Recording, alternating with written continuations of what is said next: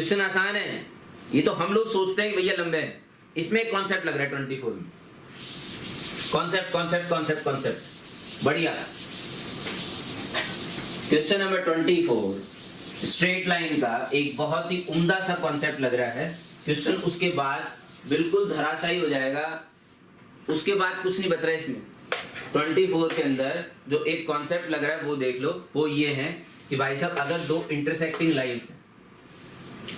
Intersecting lines, इनका जो angle bisector होता है, जनता, इनका जो एंगल बाइसेक्टर होता है ऐसे, ये एक एंगल बाइसेक्टर है भाई साहब। Okay nice.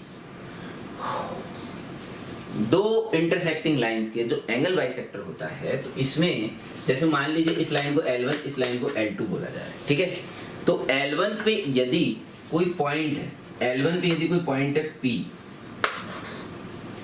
अच्छा एक और चीज है, एक लाइन, दो इंटरसेक्टिंग लाइन के लिए कितने एंगल बाइसेक्टर हो सकते हैं? दो एंगल बाइसेक्टर हो सकते हैं, ठीक है। अब इस P पॉइंट का अगर इस एंगल बाइसेक्टर के अंदर मिरर इमेज लिया जाए, क्या लिया जाए साहब?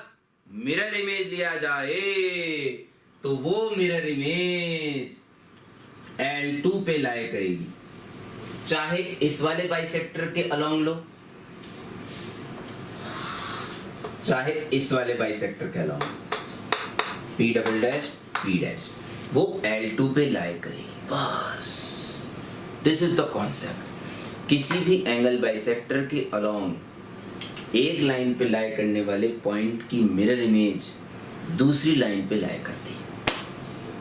समझ में आया क्या? सर मास्टर कैसे, तूने प्रूव तो करके बता। अरे झालर पाटन बहुत सिंपल है, ये एंगल तो बराबर है ही है, क्योंकि ये एंगल बाइसेक्टर है, ये साइड कॉमन है, इसको A मान ले यार, इसको मंकी मान ले। दो ट्रायंगल बन रहे हैं, एक AMP और एक AMP डैश, ठीक है। एक AMP एक AMP डैश। सुनना ध्यान से। हाँ,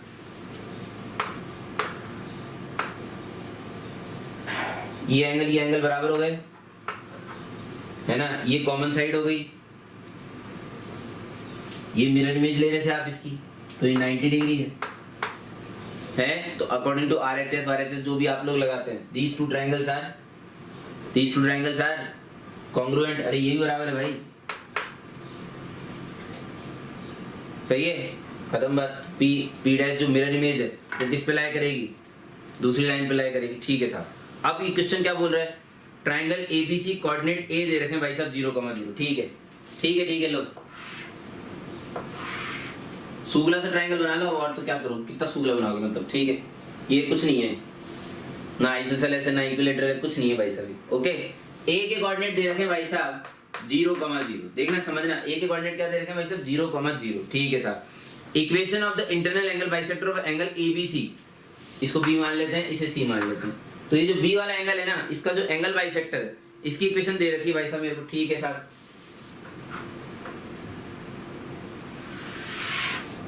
इसकी इक्वेशन दे रखी है x + y - 1 = 0। जनता ठीक है। अच्छा इसके बाद क्या दे रखा है भाई? मिड पॉइंट ऑफ BC दे रखा है, BC का मिड पॉइंट दे रखा है भाई साहब 1,3, मिड पॉइंट 1,3। द कोऑर्डिनेट नहीं, the ordinate of the vertex C, मतलब y कोऑर्डिनेट निकालना है, मतलब C पॉइंट का y कोऑर्डिनेट निकालना है। क्वेश्चन समझ में आ गया क्या? C पॉइंट का y कोऑर्डिनेट निकालना है, ठीक है। लो खत्म करते हैं। देखो कितना फास्ट खत्म करेंगे, देखना। मैं ये कह रहा हूँ, पहले तो ये सोचो कि करना कैसे।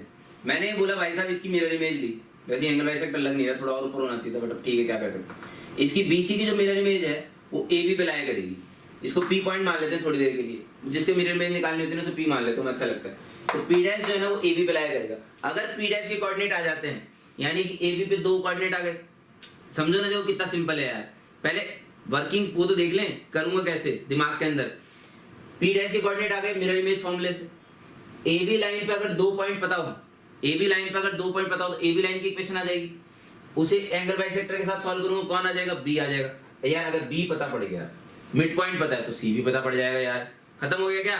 तो ये तो तरीका तो हो गया भाई साहब, क्वेश्चन सॉल्व करने का तरीका तो क्लियर हो गया।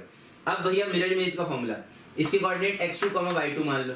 मिरर इमेज का फॉर्मूला मैं ऐसे याद रखता हूँ, x2 माइनस, मैंने बताया भी था 3D में भी एक क्वेश्चन अपने थोड़े दिनों पहले किया था। बहुत बढ़िया कॉन्सेप्ट लगते हैं मिरर इमेज के।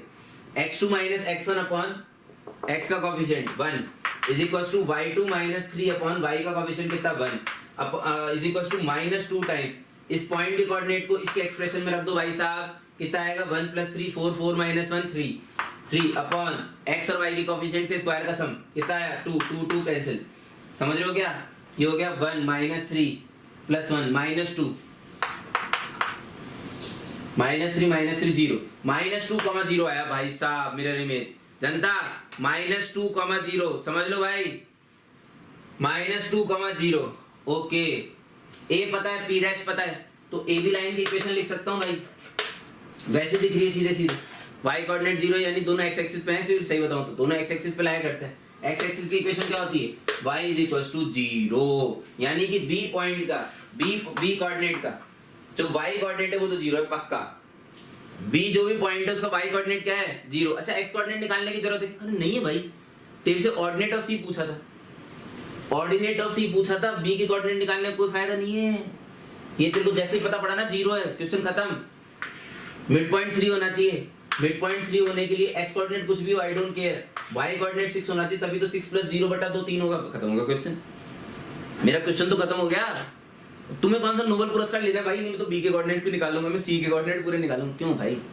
तुम्हें c का ऑर्डिनेट निकालना है तो ऑर्डिनेट से काम चला लो ना। ऑर्डिनेट मतलब होता है y कोऑर्डिनेट, नाम ही इतना इन्होंने गंदा रखा है भाई, कुछ और ही रख लेते जैसे x का एब्सिस है थोड़ा अलग लगता है, y का बिल्कुल ऐसे रखा है ना भाई साहब। ऑर्डिनेट कोऑर्डिनेट समझ में नहीं आता कि क्या है, बस कैलकुलेशन मिस्टेक ना हो। बिल्कुल सही बात। तो उसके लिए तो मैंने आपको बताया ना भाई, आप टारगेट लेके चलो। आपने जितना अपना टारगेट बना रखा है ना उससे एक क्वेश्चन भले ही कम सॉल्व करके आओ, कोई दिक्कत नहीं है भाई, उससे कोई फर्क नहीं पड़ता। एक आध क्वेश्चन से गलत होने से एक आध क्वेश्चन से बहुत फर्क पड़ जाता है।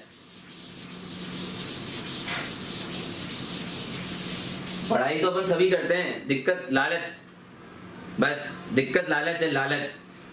जो हम लोग सोचते हैं भाई ज्यादा से ज्यादा क्वेश्चन बना के लाए, मेरी स्पीड खराब है, अरे भाई स्पीड थोड़ी सी कम कर ले, एक्यूरेसी अपने आप बढ़ जाएगी। Speed is inversely proportional to accuracy.